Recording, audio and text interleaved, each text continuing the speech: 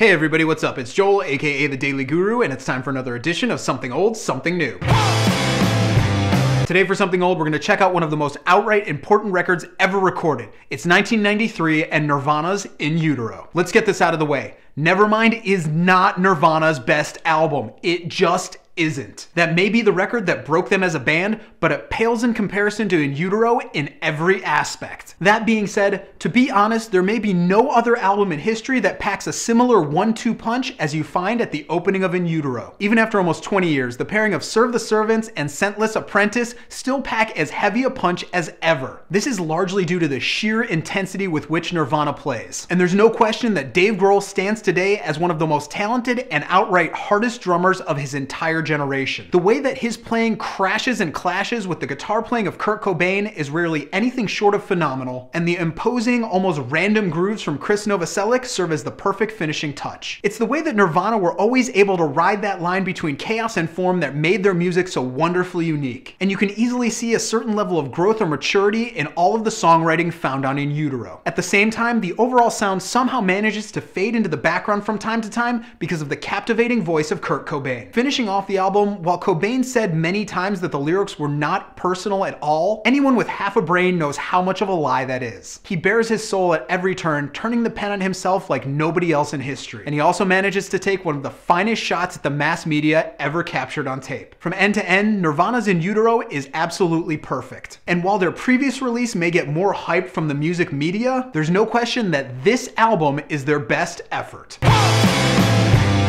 Today for Something New, we're going to check out the most recent release from Kevin Gordon, and it's called Gloryland. When it comes to the ideas of alt-country or southern rock, one can easily make the case that the spirit of the sound has been very much lost over the past decade. However, Kevin Gordon is doing all he can to keep it alive and kicking, and he shows an amazing amount of diversity all across this recording. There are tracks on this record that are the very definition of a slow burner, and they pull you very deep into the record, as they come off as so delicate and fragile that you can't help but sit there in awe of the sound. At the same time, he can easily kick things into a higher paced, higher energy sound, and there are moments where he seems to be channeling the North Mississippi All-Stars as much as he is a little bit of the Black Keys. Yet the songs manage to stay together as a cohesive unit, never veering too far off course. But it becomes quickly clear that Kevin Gordon is at his best when he's working in the slower, softer, more introspective numbers. And this may be due to the fact that there's something unassuming but outright authentic about his sound. And it's this aspect that keeps you engaged from end to end on the album. Along with all of this, the musicianship on every track is absolutely top-notch. And combined with Gordon's classic sounding voice, it makes for an overall enjoyable musical experience. And I don't want to spoil it, but within the lyrics on this album, there are a few rhymes that alone make the album worth hearing. So in the buy it or borrow it, for fans of superb songwriting and overall mood,